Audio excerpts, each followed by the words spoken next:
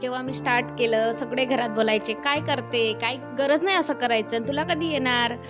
1 वर्षाच्या अगोदर जे चित्र होतं, अक्षरशः माझी बुक पण बाजूला, "नको करू, मम्मी तू पण नको करू." माझी बहीण पण राहायची, "कशाला करते? काय करते?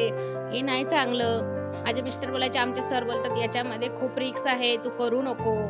पण मी ते गेल्यानंतर स्टडी करायला लागले. ते सगळे कामाला गेले, याला स्कूलला सोडल्यानंतर आणि जेव्हा 6 महिन्यांनी रिझल्ट भेटला तेव्हा मी फर्स्ट टाईम जेव्हा मला प्रॉफिट झाला तेव्हा त्यांना गिफ्ट घेतलं. तर ते बोलतात, "पैसे कुठून आले?" म्हटलं, "घ्या तरी अगोदर काय आहे तर."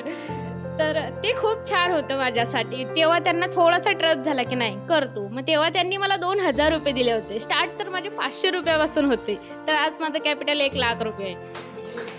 खूप म्हणजे मला सपोर्ट नव्हता 6 महिने. तसं म्हटलं तर लपवूनच अभ्यास करावा लागला होता. पण जेव्हा माहिती पडलं तेव्हा ते खूप म्हणजे आज पण मला त्यांनी सोडवलं इथं. ते खूप माझ्यासाठी वेगळं होतं. पैसे काय येतात ते नाही, पण ते माझ्यावर ट्रस्ट करायला लागले, की नाही बाबा तू काहीतरी करते चल. मला नवीन-नवीन गोष्टी शिकायला खूप आवडतात. त्याच्यासाठी किती टाईम लागेल काय हे नाही माहिती. पण जेव्हा सुरुवात केली होती तेव्हा स्टॉक म्हणजे काय हेही माहिती नव्हतं.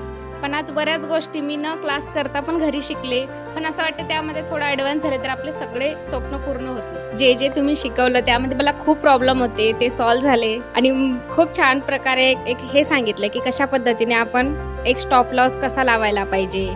तर थँक यू सो मच.